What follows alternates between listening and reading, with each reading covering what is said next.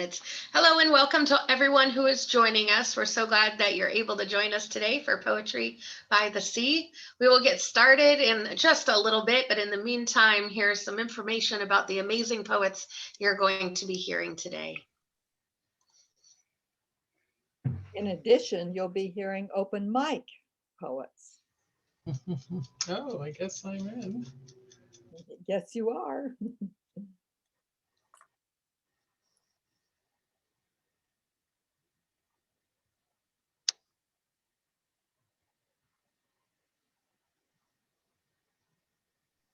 It was so nice of you to sew a curtain. I saw that special effects and I said to myself, oh, we have to use that. Yeah, it's so cool. He is such a Is there an open reading today?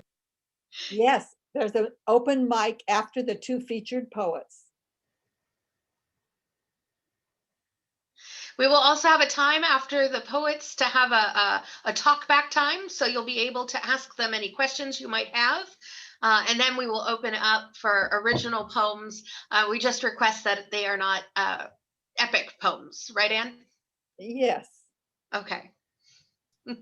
To quote Phil Taggart, right?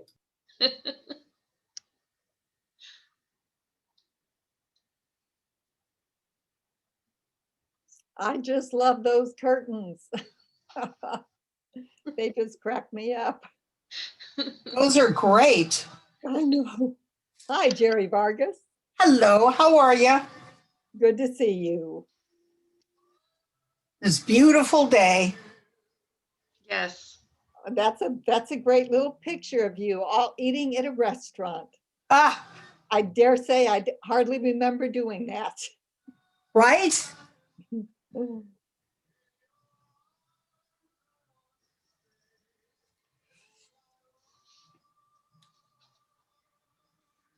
Well, thanks for these moments, these very special moments. Oh, I feel that way. So much I feel that way. We're gonna let a few more people in because people are still coming and I want them to hear the poets. I don't want them to miss the poets. And I have a Right. short introduction, so. Right. Well,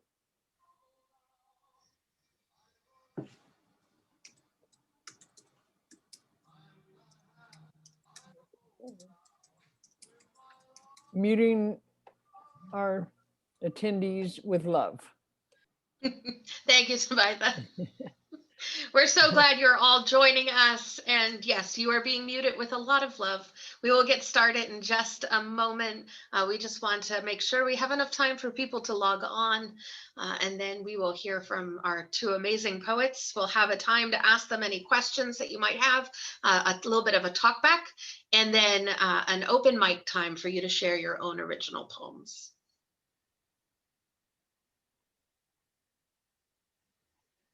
oh, I just love that screen.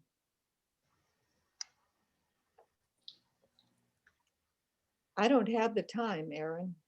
We are looking at 4:01 right now, so maybe a couple more minutes till 4:03, 4:04. Yeah, we'll do that. Sounds good.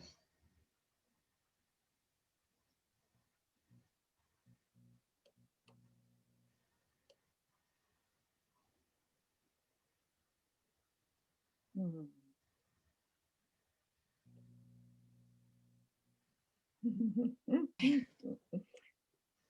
I bet Phil is watching this. I know he is. And I must tell him I didn't do it. I think he knows that. Pastor Aaron did it. The joys of PowerPoint. There's a lot of neat little things you can discover in PowerPoint. Yeah, I love what you're doing there Thank you so much. with the curtain. Good to see you, Tracy. Hi, Anne. Really good to see you. Greetings from Ojai. Right. Oh, we're so glad that you could make it today. Hi from Ojai. You know, a bunch of us are Aaron, are starting to sign up on the chat for open mic. Is that okay or what? Absolutely fine. On the chat, you're welcome to let us know that you are interested in the open mic. And we'll go through and we will make sure that everybody who wants to share has an opportunity to do so. Thank you. Looking Again, forward to I'm the reading. continuing to mute you all with love.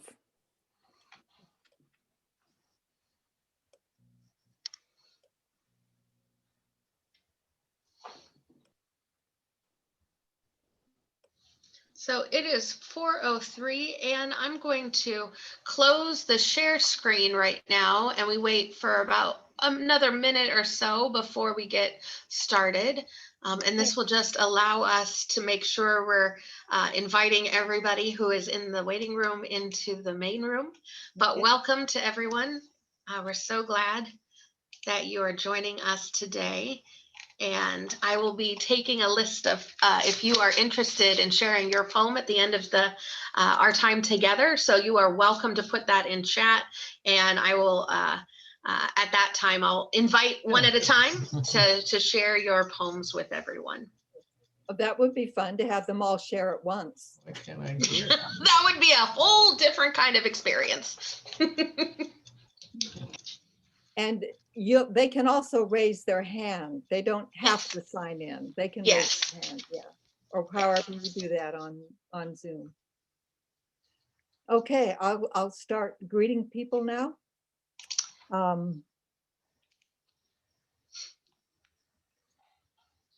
You know, we're all delighted to be with you, and Pastor Aaron and Tabitha from the Malibu United Methodist Church are doing all the tech, which is fabulous because this would not be happening without them. They're doing the tech with good cheer also, which is wonderful. And I'm delighted to be here because poetry always gives me some inspiration, and I could use a healthy dose of inspiration. Oh, I'm so sorry, Anne. If you could unmute real quick. Okay. Thank you. So, okay. At any rate, inspiration is something that I could certainly use a healthy helping of. And after the two poets, as Aaron has said, we're going to have a brief comment and talk back so that you can share how you feel with the poets or ask any questions. Then Aaron and Tabitha will also handle the open mic after that. Okay? And that's it. I want to introduce our first featured reader now, and that would be Peg Quinn. And as she says, there are situations, moments, or memories that take my breath away for good or ill. That's when I write to come to terms with what I've witnessed or experienced. Welcome, Peg. I'm so glad you're sharing with us. Thank you so much. Thanks to all of you for being here. It's an honor to be with Louise today too. I've had a career teaching art, but I've also worked with adults and children with disabilities and learning disorders. And I want to read some poems that were inspired by experiences I had with them, and I hope it inspires you, Anne. And this one I just wrote in the last week. It's titled Autism. Can I grab your hand, pull you to a brilliant 7-year-old as she draws a train? Simple enough. Then, devising ways to open its windows, carefully tears them with her thin brown fingers. To tuck the legs of 4 animals she created, dressed in human clothing, through the windows, until only their waving arms and smiling faces are showing. She's named the conductor, whenever. She stares at the wall, changing expressions as if engaged in a conversation deep in the unique galaxy of her ideas where no one is allowed to enter. I try to woo her back, plant seeds of understanding 2-digit math, while her mind is burrowing fertile soil in an endless field of wonder. Her father says she's more computer savvy than anyone else in the family, sets up 3 separate screens and their TV for entertainment while she studies Spanish. I'm searching for a theory, some magic, to penetrate her fearsome logic, to make her want to stay in the simple wonder of every day.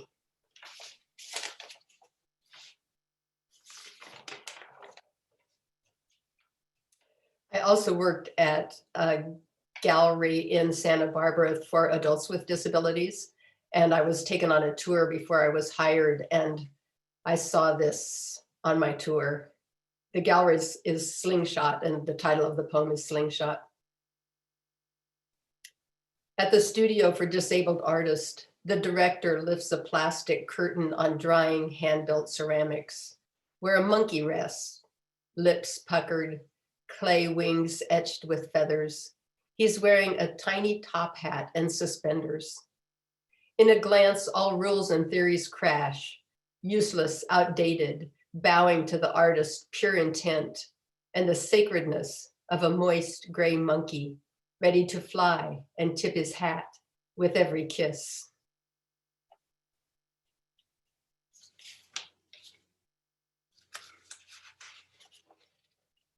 And at Slingshot, there was a man who was an artist, and just, it was great to be around him because he rarely said anything, but everything that he said was very positive. And this is titled The Waltz. Labeled with a mental disability, the man who doesn't say much but whispered terse, generous compliments, his movements small and stiff, who won't be told of his leukemia and won't be getting treatment, lit up like a Roman candle when I played a Mozart symphony on the art studio CD player. He rose trembling from his easel toward the music. I asked if he knew it. He nodded a simple yes. You can dance, I smiled, thinking he might be waiting for approval, and he bent both arms up with the faraway concentration required for his every movement. So I took one hand, put my other on his shoulder, and we waltzed. We might have looked simplistic, short, shuffled steps in a narrow circle. When I said, I'm twirling, he understood, lifted my hand as I turned. Then he said, me too, and spun. We grinned at our success and spun again as the music soared, and others smiled, but most ignored us. But we waltzed. Oh, we waltzed so fine. We redefined even God's imagination.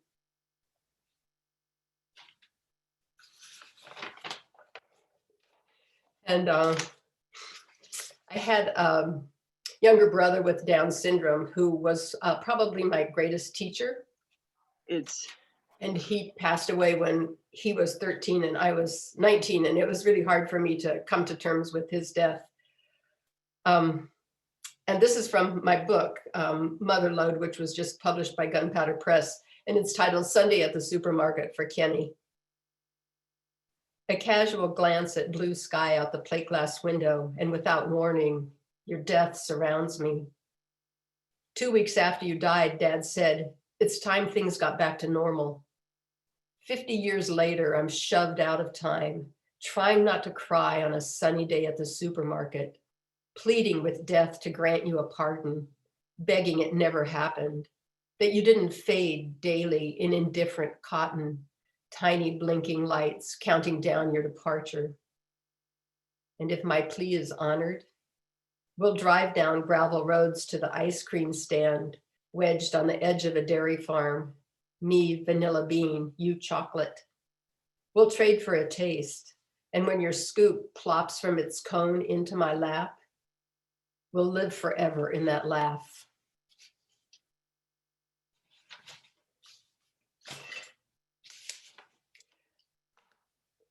There's also a store in Santa Barbara that pops up every 6 weeks before Christmas. It's called the Yes Store. It's an artist co-op. And I work the floor there. I love to work there because I'm surrounded by this beautiful art. And the artists are also the employees, and they know nothing about business. And so they're really fun to work with. It's very casual. And I was inspired to write this poem. It's titled Like You've Never Been Hurt. And it has an epigraph that's been attributed to Mark Twain, Satchel Paige, and William Perky. Sing like no one's listening, love like you've never been hurt, dance like nobody's watching, and live like it's heaven on earth. A woman shopping at the artist co-op hands me a hefty ceramic tile she'd like to purchase. A mermaid perched on a rock, bareback to the viewer, looking over her shoulder, hair flowing, tip of green tail rippling turquoise water, and tells me it's a gift for the woman who sang at her daughter's funeral. My chest tightens and I want to punch suffering, but look the woman in the eye and say, I'm sorry, this will make a perfect gift, and walk them to the counter. Next day on a radio call-in show to Garth Brooks, a Gulf War vet tells how soldiers sang Friends in Low Places in unison every morning as they made breakfast. Every morning they sang a country western song together. And a friend reminds me poetry is a dance with truth. Truth hard-earned I can use, a steady defense against the lonely broken ones who never sing or dance or catch a mermaid's glance.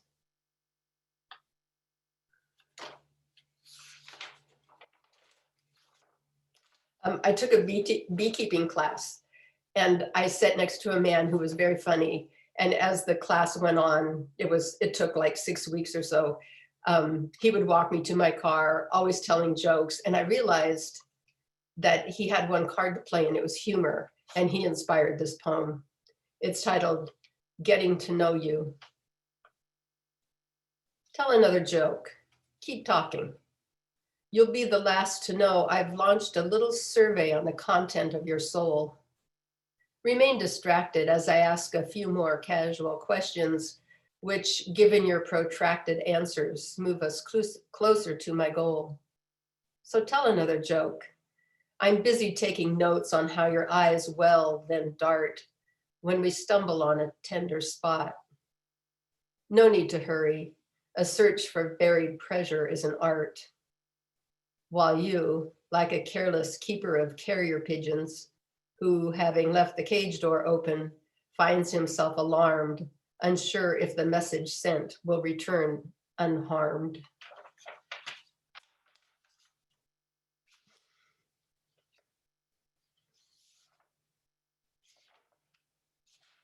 And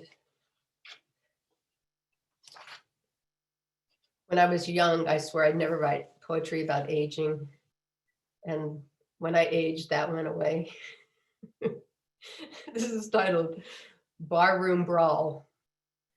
In the mirror this morning, I tried to recall last night's barroom brawl. My eyes now swollen and raw, my face a scowling frown. Holes were punched in my memory too, as I realized I'd gone to bed early with a book. What I see in the mirror is my fall from youth. And let's see.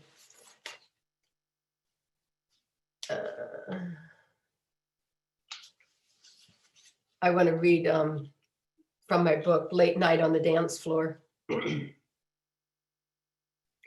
As the shrunken, faded couple shuffle slowly, cheek to cheek, oblivious to the beat, inching their way around the edge of the sawdust floor.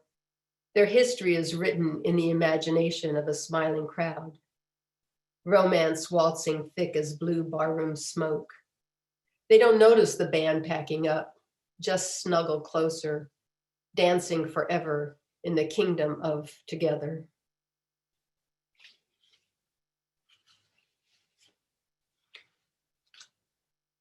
And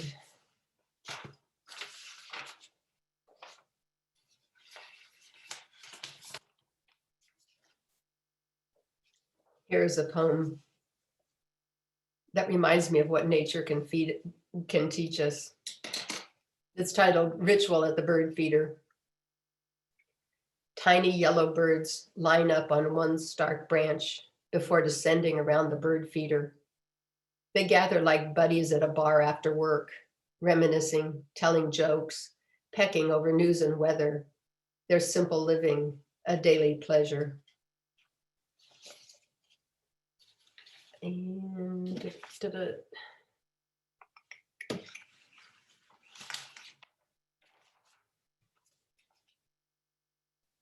since this is poetry by the sea, I wanted to read While Gulls Circle. Rain ignored overflowing grass and gutters, draped an old wool blanket of sky too close and heavy. At the beach, confused waves break north, mud brown and bottom heavy, heaving themselves in surrender towards shore. Debris scatters across soggy sand like a shattered dream, while in their patient, ancient ritual, gulls circle.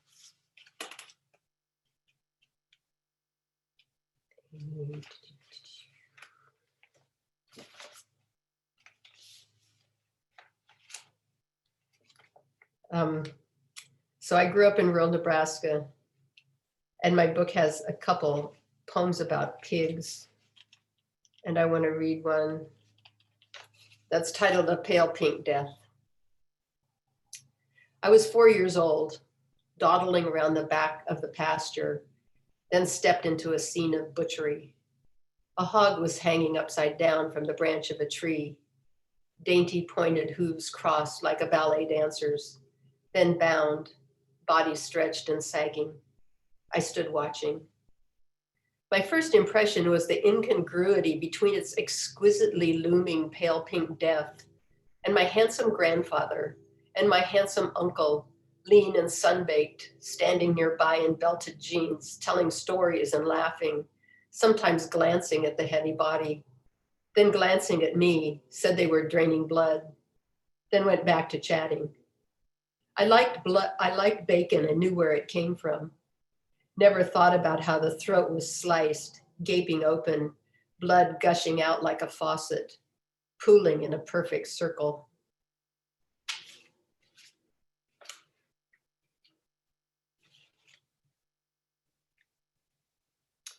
And this will be my last poem.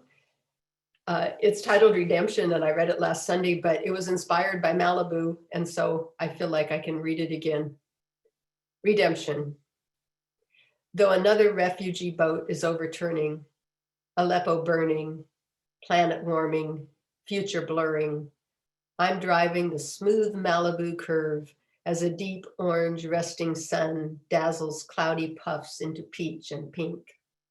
Light bounces down on waves stretched to the edge of the world, while boulders and sandy cliffs sink to dark silhouettes, bearing witness with such reverence, the heavy fog of human failure lifts. Thank you all very much. Oh, Peg, that was just wonderful. Thank you so much. You had a great poetry reading last Sunday with Enid in Santa Barbara, and this was beautiful. Thank you. Thing. Yeah. I wanted to cry and then I wanted to feel good, but it all inspired me. So thank you. And that's my goal. That's my goal. Tears or laughter. and you're getting some chat already, and you'll get more, I'm sure. After Great. we're going to move on now to your partner who's reading with you, the other feature, Peg, and that's Luis Rodriguez. He was the poet laureate of Los Angeles for 2 years recently, not last, but recently. So Luis is here today, and I first met him when I went to his bookstore and community center, Tia Chuch's, which is a wonderful place to go. It's just a far piece for me. So Luis, I'm so glad you're back to share with us. Thank you. Well, let me give my thanks to you all. It's so great to be here. Peg, wonderful poetry. Thank you so much. amazing. And I love poetry. So when you hear great poets, it's the best thing going. So I wanted to maybe do some poems I haven't done in a long time. Um, and I was thinking about homelessness a lot. I'm having a quarrel with somebody on homelessness in LA on Quora. You know how you get in there and you start replying to people, and been going on and on. And you can tell he's just a Trump kind of guy. You know, he thinks we should just criminalize all the homeless. You know how that goes. So I'm having this big giant thing, and so I made me think about the work I done with the homeless. Fortunately, I go to prisons. I've been doing that for 40 years, teaching poetry, doing talks. I've also go to homeless shelters, and I also go to schools. I go everywhere. So when I was in Chicago, which I lived there 15 years. I was working with the Chicago Coalition for the homeless, and I would do poetry workshops. And there were big shelters in Chicago, unlike LA, huge, 300 to 400 people. And I had workshops there and small ones, smaller ones. So there was a women's shelter, and they told me these were hardcore women. In other words, hardcore homeless women. They were mentally ill, drug abused. They probably would never find a home, but they had them in the shelter. They allowed me to come in there, and I was supposed to do 6 weeks of workshops with them. I ended up doing 4 years. We couldn't let each other go. They wouldn't let me go, and I couldn't let them go. I had a great time. I ended up publishing some of the work in these chapbooks that the coalition did. So I want to read some of the work that we did in that workshop, and I want to start with a poem for them. It's called "Women: The Color of Newspaper," and there was 4 women that really stepped up consistently, and we ended up doing workshops. Their names were Wanda, Barbara, Eileen, and Margaret. And so here is the poem. They are the women, the color of newspaper, with seething sentences seesawing line for line. This phrase is a life, this stanza a story. Fever to fill the tributaries of tombs. Metaphors to munch on, meter to matter. Similes are a swollen smile, coffee becomes chatter. Barbara's poetry is sculpture. Wanda is a pen in flight. Eileen's verses are her children. Margaret's are pure light. They carry a multitude of deterred faces, writing with their spines. They are women the color of newspaper, lusting between shelter walls with gossip for the thirst of ears and poems enough to braid. So I don't want to forget these women and just to not forget the homeless. The LA is really terrible with homelessness, and one of the arguments, of course, is that the Democrats and liberals are running the city, so it's all their fault. And my argument with him is the fault of homelessness has nothing to do with politics, though politics can help change it. Um, but it has a lot to do with the economy, deindustrialization, automation, jobs going outsourcing. There's a lot of things that contribute. Overdevelopment, gentrification, all the stuff. Living in LA is a really hard place to live. My whole family moved out from LA. They can't work. They're working class people, never went to college. They can't get a job. They all moved to Idaho. It's just the nature of the way it is. But anyway, I want to read some more about this workshop because we had this thing at the last line about poems enough to braid actually comes from a line that the women gave me about poems too short to braid. They wanted me to do these poems, and they want to write these shorter poems, too short to braid. I go, okay. So I wrote a few, and I'm going to share the ones that I wrote. And this is called The Object of Intent is to Get There. And it's got a line by Muriel Rukeyser that says, I am in the world to change the world. One lifetime meets another lifetime in a constant lifetime of wars. Leaning cities greet us at every station, and every wound points to the same place. If your unique pain cancels out my unique pain, then there's nothing unique about pain. What's left to do but carry your troubles to where they're going? Once there, you'll stumble on the rest of us. And this is another one of these short poems, too short to braid. Suburbia, and it's got a line by Felipe Luciano says, oppression makes even God smell foul. Reading the newspaper, I feel like an accomplice.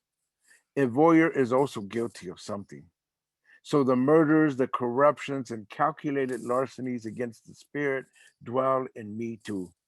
It's easy, I suppose, to pretend I don't pay rent to the conspiracies, and that the church is immune because it's tax exempt. But from a landfill or cemetery grow multicolored flowers.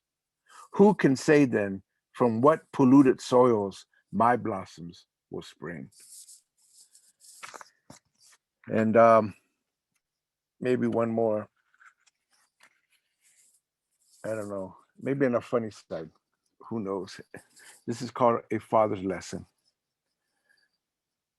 My mother warned my brother and I how my father was going to punish us for having pictures of nude women under our mattress. Anticipation was intense. Finally, when the viejo came home, he looked at the photos, gave us a short, stern talk, sent us to our rooms, then calmly placed the pictures in his shirt pocket. So I'm going to read you some other poems, and this is from, I have 6 books of poetry, 8 books of poetry actually.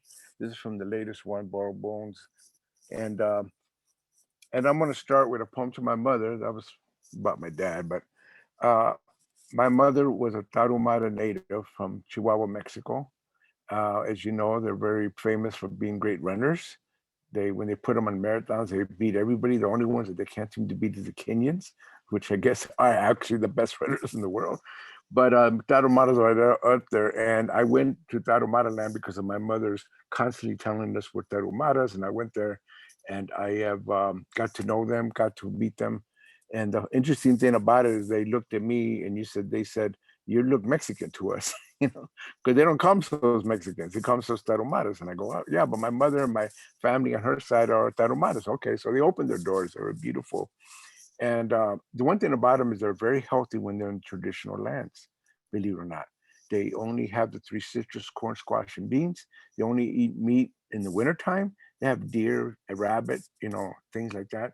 They walk for hours and hours. They're some of the healthiest people, no heart disease, no diabetes. People have studied them. Duke University and others have gone there and to study them.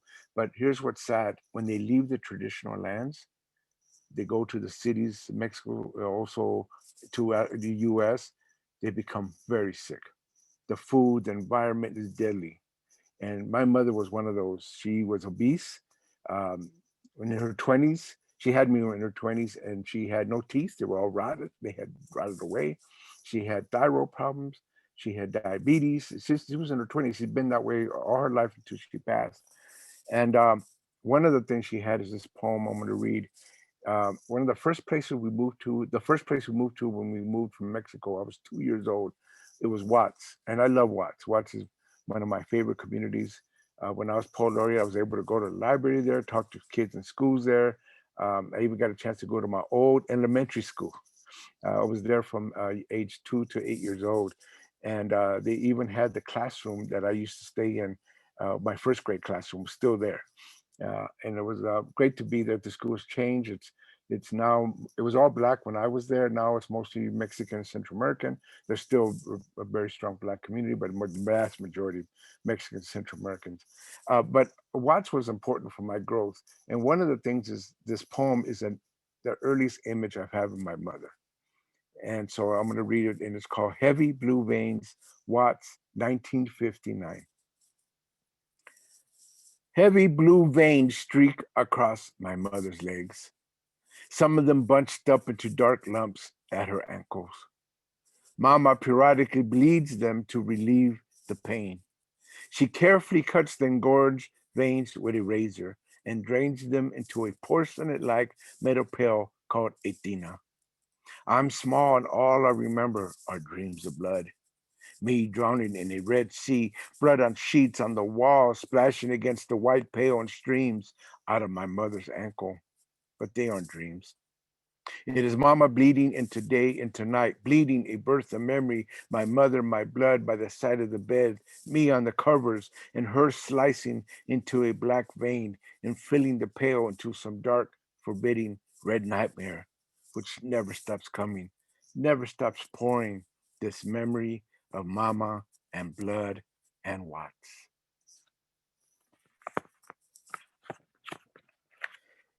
Um,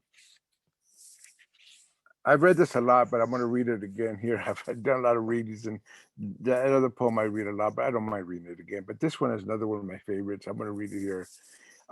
When the last time I was at Poetry by the Sea, it was me and my wife reading love poems to each other. It was a Valentine's Day thing. It was beautiful. She wrote poems to me, and I wrote poems to her, and it was magical. It was great. Me and my wife have been together for over 35 years, and we're still in love, still active. We're partners in so many things. We created together Tia Chucha's Cultural Center and bookstore, and so we're still there. I have 4 kids. My oldest kids are from my first wife, but I have 2 with her, and this is a poem to them. They actually showed up at that reading. I'm mistaken. I think 3 of my sons showed up for that reading. But these are the 2 that are with me and Trini, and that's my wife's name. So it's called Moonlight to Water, and it's from my youngest sons, Ruben and Luis. They're 6 years apart. Ruben recalled the day I brought Mama and his baby brother home when he was 6. In the back seat of the car, he said, was an Asian-looking child, hair sticking straight up on his head. Chito, short for Luisito, looked this way because he's part Tarahumara and Huichol, but mostly all universe. Ruben must have wondered about the galaxy of stars, bird songs, and stories that had been dreamt to fashion such a boy. When Chito arrived, I'm sure Ruben knew his world would never be the same. Until then, Ruben had been our only child. To mom and dad, he was the screech of car brakes, a sigh to a bad joke, the glove to our ball. And now this, a bewildered boy gazing at a sweet-faced earth child wrapped in a light blue blanket. I asked Ruben what he thought about his brother. Eyes gleaming with his 6-year-old's clarity, he answered, "Oh, I already knew him. I saw Chito when I was in Mama's stomach." I gave Ruben a look I often offered in his reply to his amazing observations. Somehow, though, the statement rang true. His younger brother was in the wings, preparing to part the next one, patiently abiding his turn. As they grew older, Chito followed his brother's every move, entering wide-eyed into Ruben's dense sphere, sharing the same music, games, imaginings. Ruben never hurt or exploited him, as older brothers often do.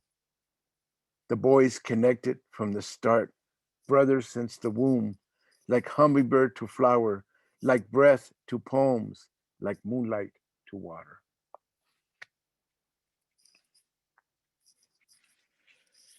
Um, I'm gonna maybe do a couple poems, one more. One is an ode to Chicago. I love Chicago. I know this is a Malibu area, and we're in LA, and I love LA, and I have a lot of poems to LA, but I wanted to share one to Chicago.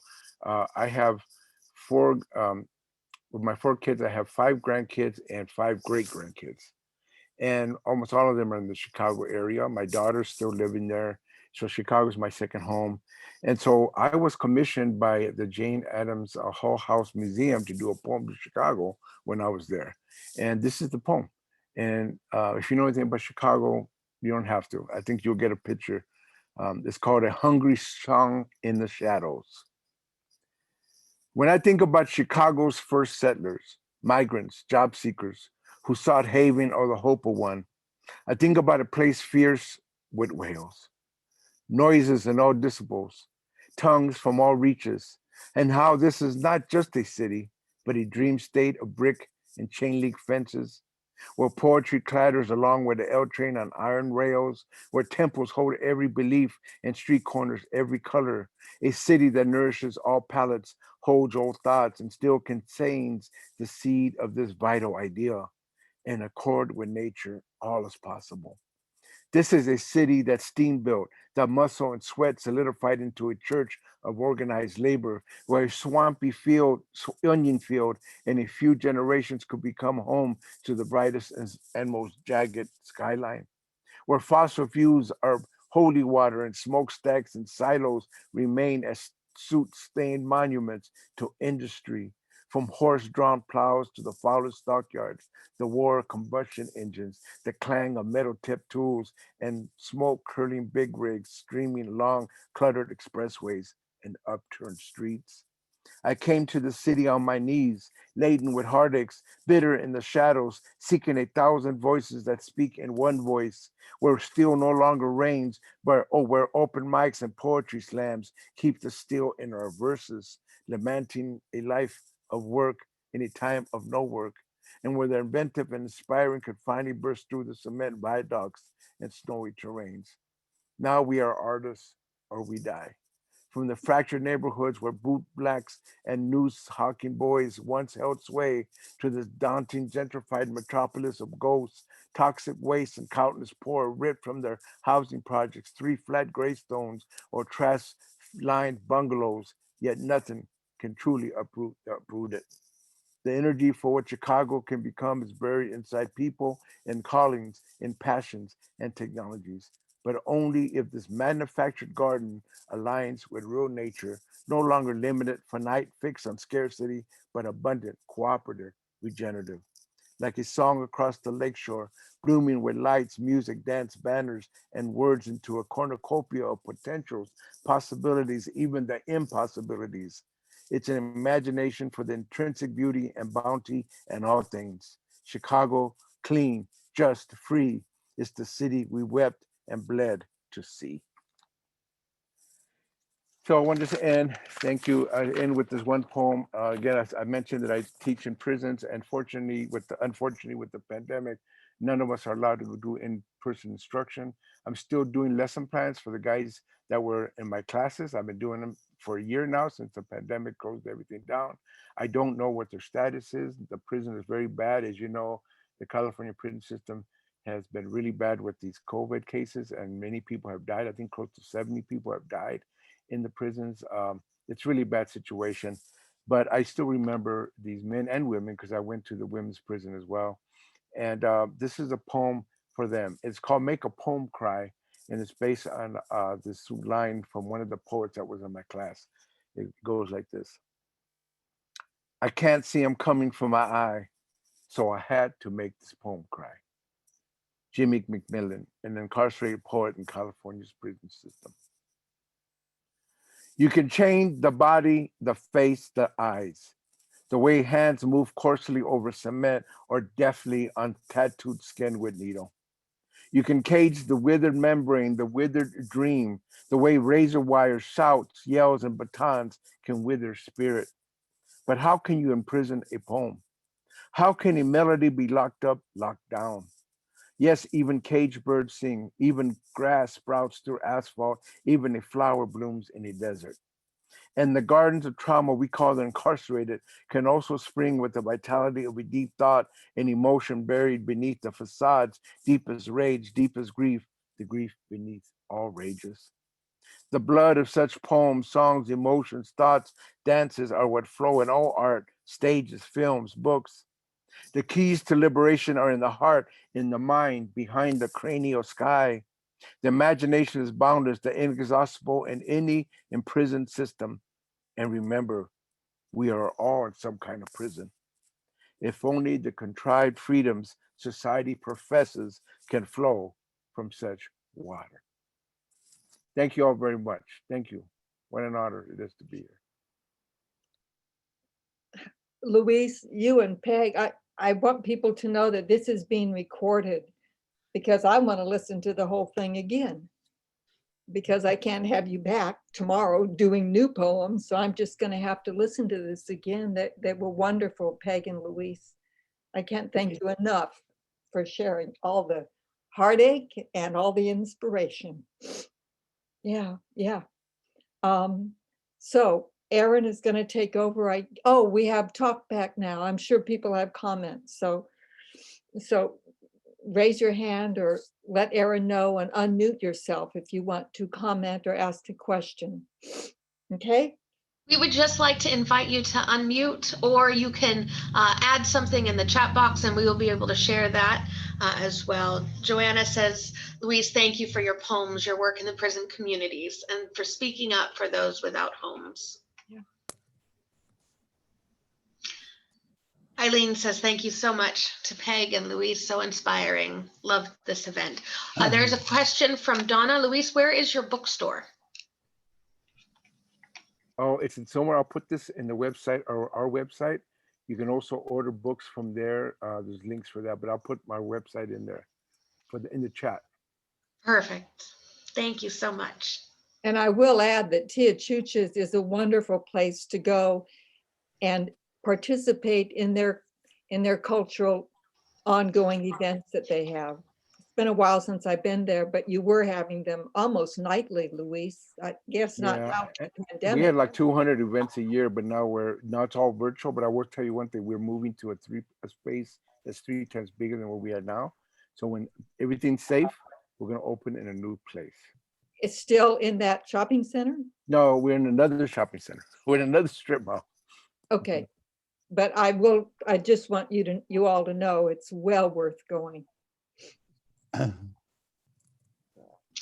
Enid says, wow, Louise, what a powerful reading. That last poem broke my heart.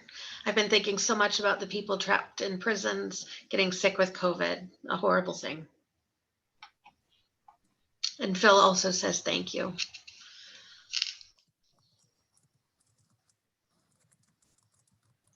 Thank you to Peg from me. The poem about your brother just touched me immensely. So all of your poems are beautiful, but that one, just wonderful.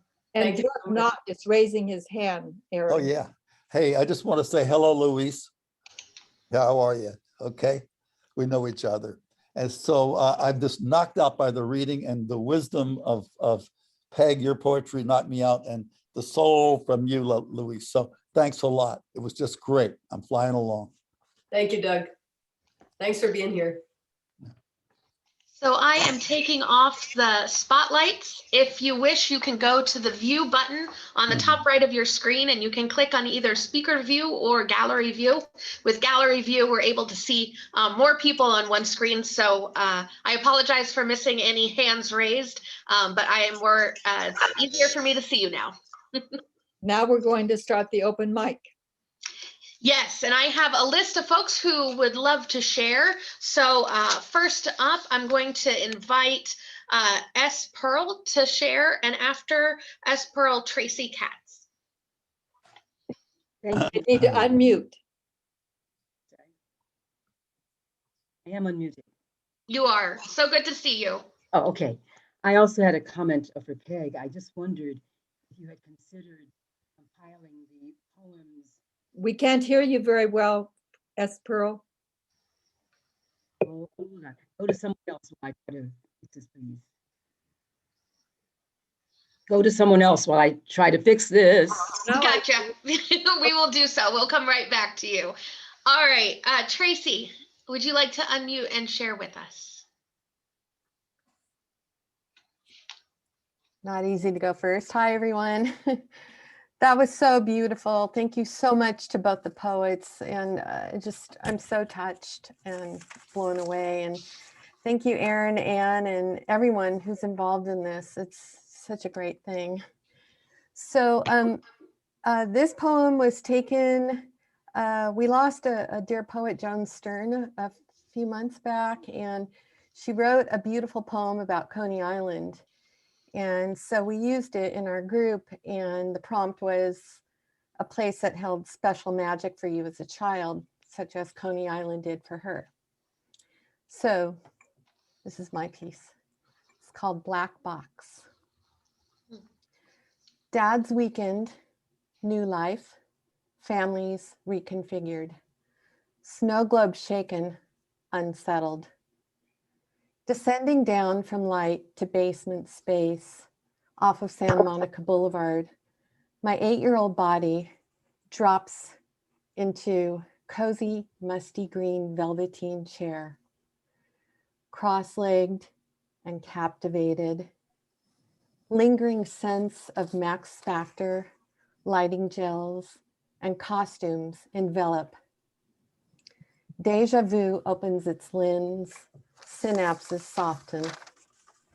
On stage, dust motes sparkle in the light of a single bare bulb over the heads of 4 actors reading Miss Lonely Hearts.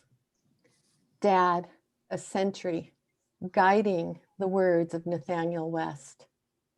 Time stops, time travels, dinner break. We ascend upstairs into the dusk, purple sky, the witching hour, the wishing hour, squeezed with the players into a red leather booth amid chatter of romance, new works and plays, and gossip. Sipping forbidden coffee with lots of cream and sugar, wide-eyed, delighted, included, seen and heard. Yellowed Polaroid fades, snow globe settles and clears. Thank you so much, Tracy. Beautiful, Tracy. Thanks for leading us off. Thank you. Brave soul to go first. As Pearl, would you like us to come back to you, or are you ready to go? We're going to go to Eileen next.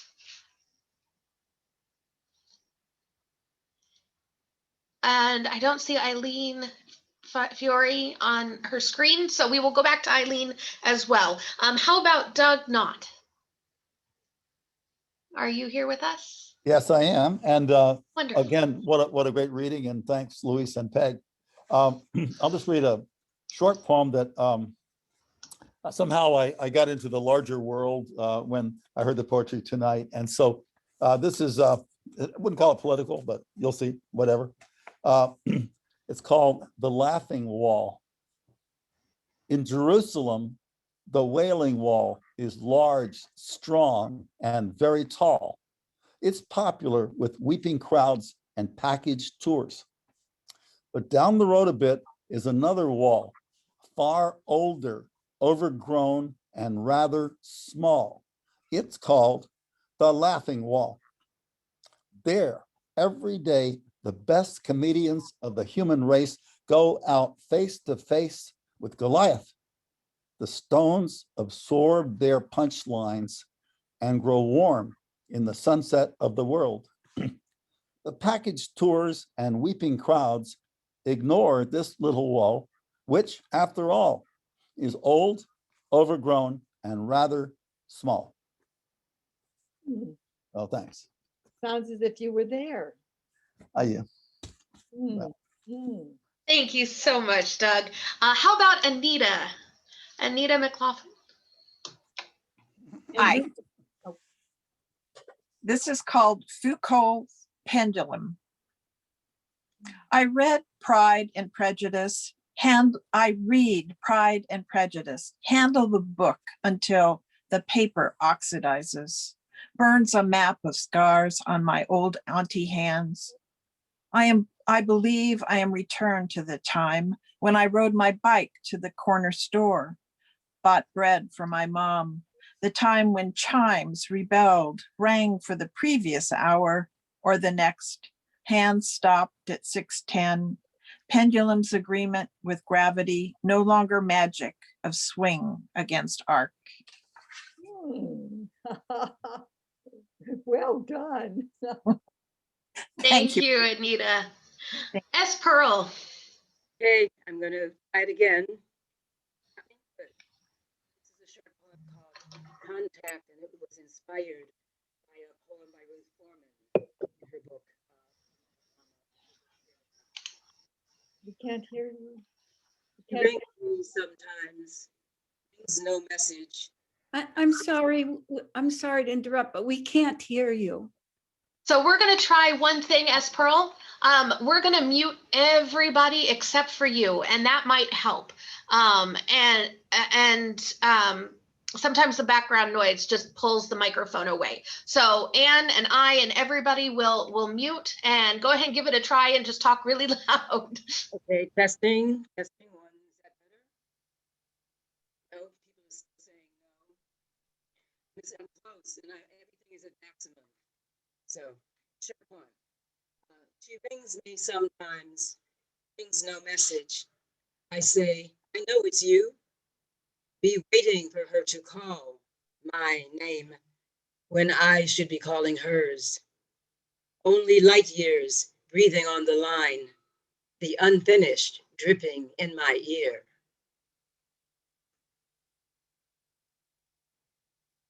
Thank you so much, S. Pearl. That worked when we all muted. Yeah. Wonderful. Wonderful. Thank you so much. Eileen. I'm back. Welcome back. And thank you so much, Peg and Luis. I don't think I knew each one of you very well, but I am going to get to know you. They were beautiful readings. Thank you so much. Okay, my poem is called Frozen in Time. A January Sunday morning after Mass, Dad says we are going ice skating. He tells my sister, 6 years older, to get her skates. He's already holding his. My mother, father, sister, and I get into the blue Plymouth station wagon. The isolated lake is 30 minutes away, where my father fishes in the summer. The sheet of bright white is covered with a thin layer of snow. At 10 degrees Fahrenheit and no bench, it is too cold to lace up outside. Dad and Janet struggle into their skates inside the car. Dad picks his way across the frozen ground and without hesitating, skims along the ice with grace. Mom cracks the window 2 inches so that we can watch through the frosty window. In my hand-me-down snowsuit, I nestle into her lap and keep her warm. Dad is skating. My sister is skating. She glides with one toe back, suspended. The long-legged figure smiles handsomely toward the car. Watch, he revels, lifting one leg a few inches to give him forward motion as he cuts a perfect 8. My sister imitates. I envy their relationship. He never shouted, watch again, that I can remember. In the aftermath of the Depression, a long war ended. With 4 children, the young, beautiful man, most of who he was, he left behind on that frozen water. Oh, beautiful. Eileen, thank you. Thank you so much. Now- Next, I would like, oh, Anne, I'm sorry. Ruby. Yes, next we have on our list Carol, and after Carol is Jackie.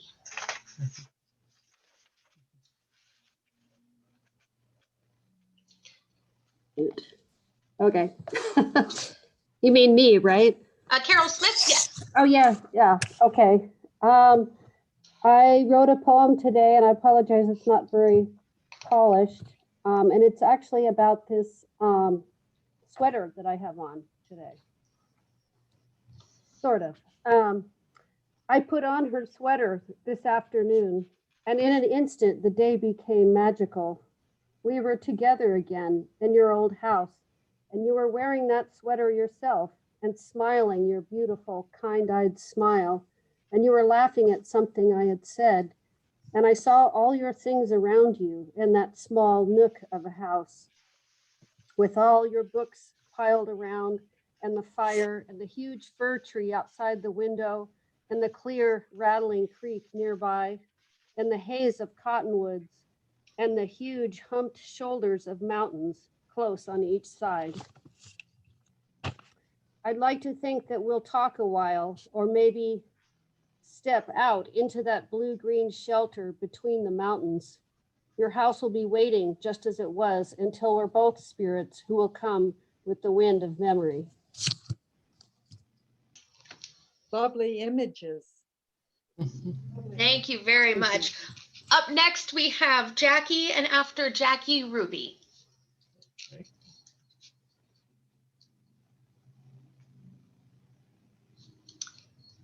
Let's see. Is Jackie? Here I am. Tomlinson? Sorry, I was muted.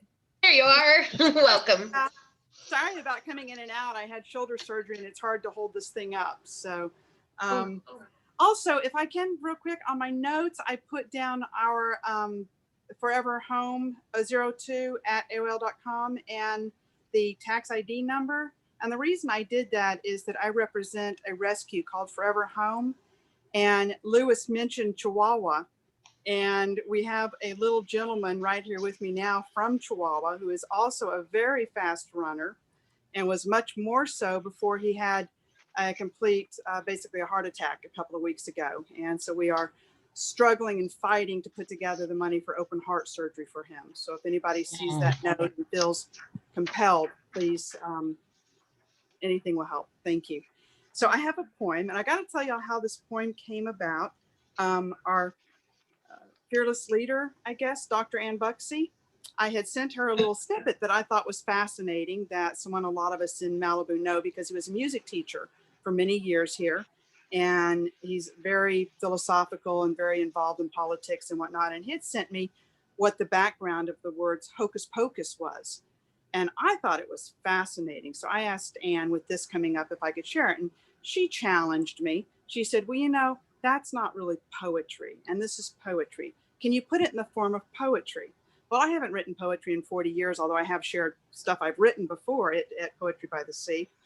But something just went off. I kind of, things get channeled through me, and all of a sudden my hand went, and within 5 minutes I had this. So I was kind of surprised. I thought it was poignant given that it's hocus pocus. So we'll see what you guys think. Here it is. So I have to now use two hands to hold both of these up, which is really hard to do, but yeah, sorry if I wince a little bit. Okay. Hocus pocus.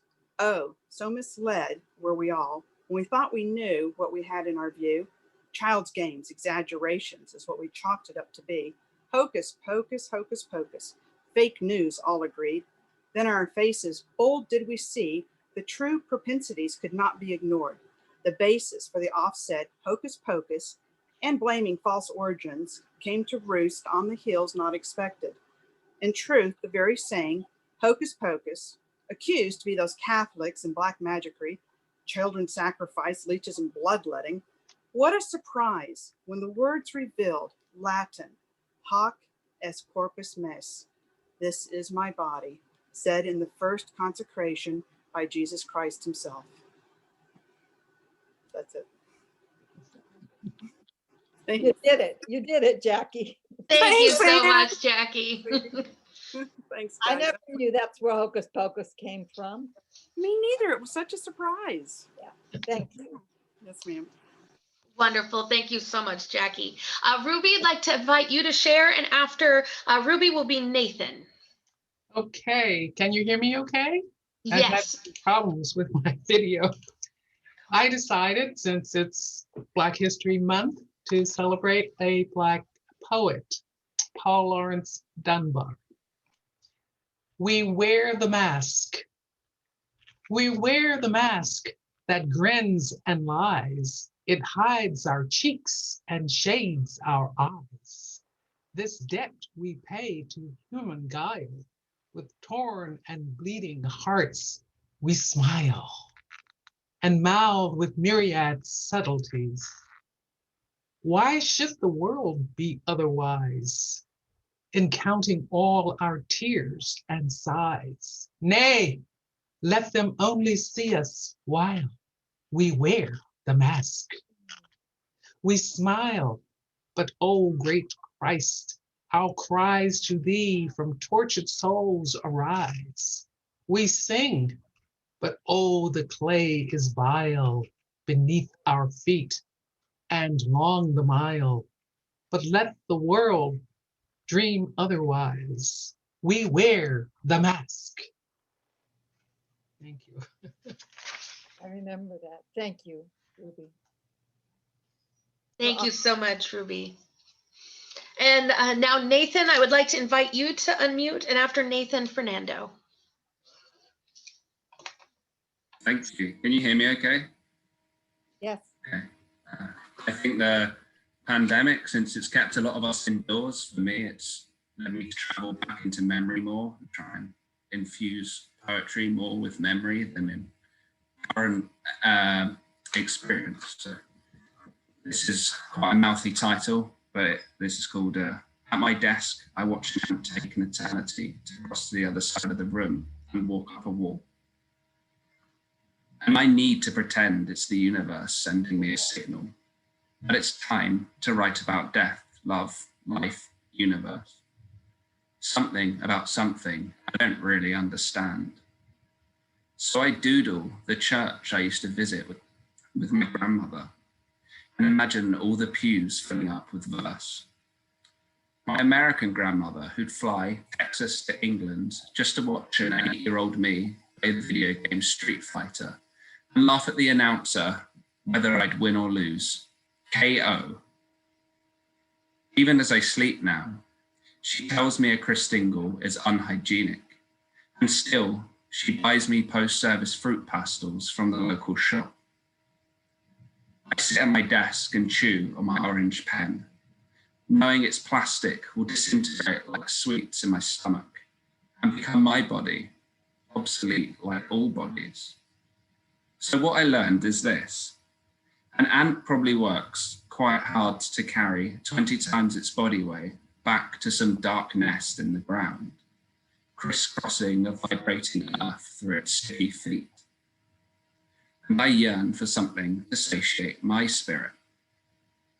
The ant takes in air without lungs, opening its tiny body into even tinier microscopic holes, as if it knows that all bodies are breath until they no longer are.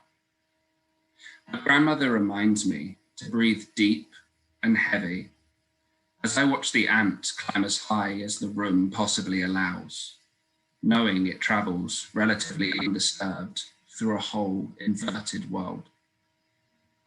Thank you. Thank you. Thank you very much. Thank you, Nathan. Fernando, I would like to invite you to share with us, and after Fernando, Charlotte.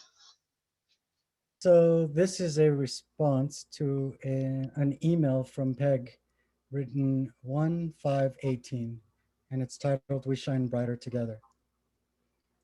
Where there is no under or above, embraced by soft, cool, surrounded by scent bliss, because it's better not to breathe here, I am lost to wonder if you have forgotten the water that holds you, the way I try to forget the air when it holds me too tightly.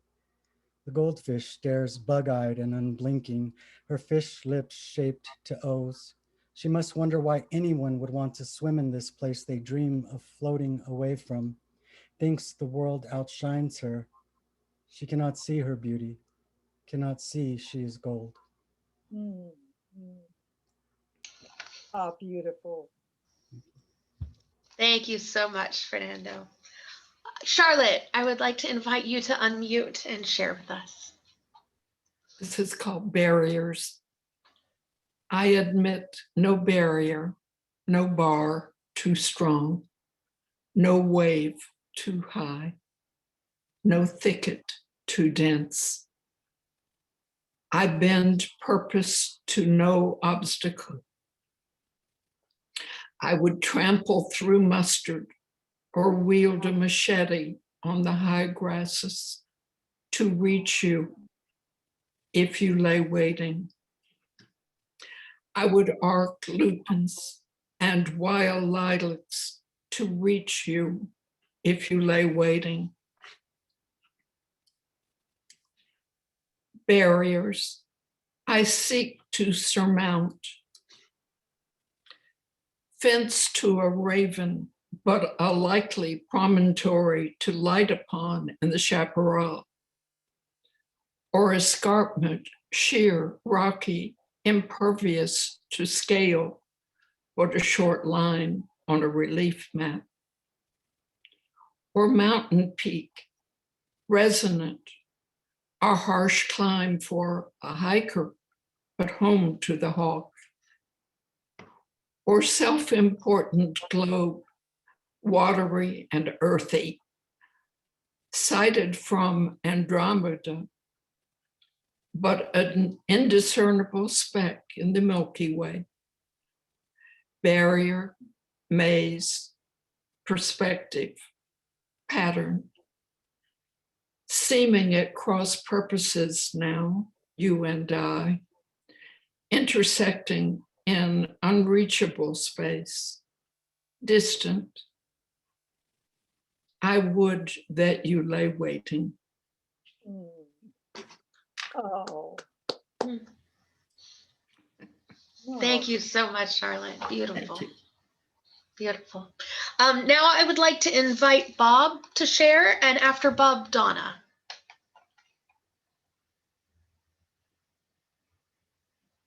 Can you hear me okay? Yes, Bob. Okay. It's called Listen.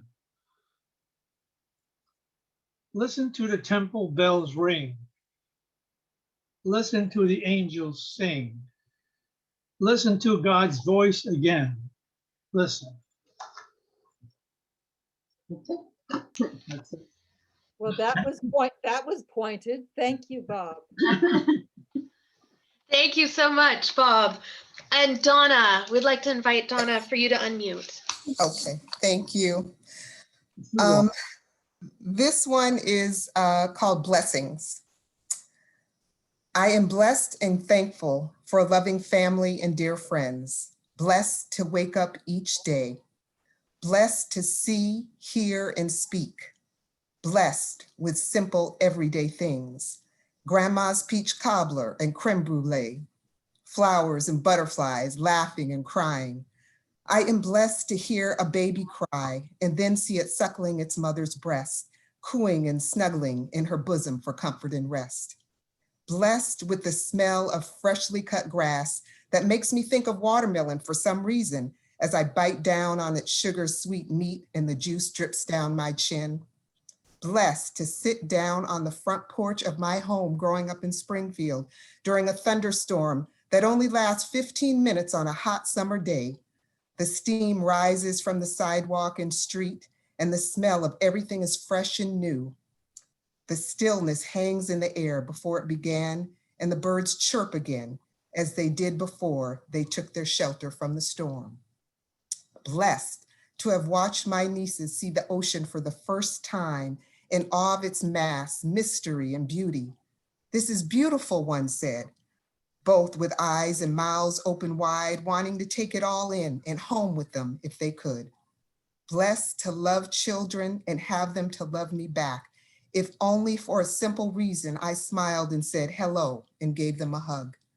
Blessed to be alive, blessed to have heavenly angels that protect and help me, blessed to have the sweet nectar of the Holy Spirit fall down on me, blessed to just be. These are but a few of my blessings today and every day. Well, hallelujah. Thank you, Donna. You're welcome. Thank you so very much. Is there anyone that we missed? We would hate to miss anybody. So we invite you to either put a request in chat or just wave your hand at me right now if you have a poem that you would like to share. Michael, I see your hand. I'm going to invite you to unmute. There you are. Okay, it's very short, and but I couldn't listen to what everybody was saying, particularly about homelessness and that type of thing.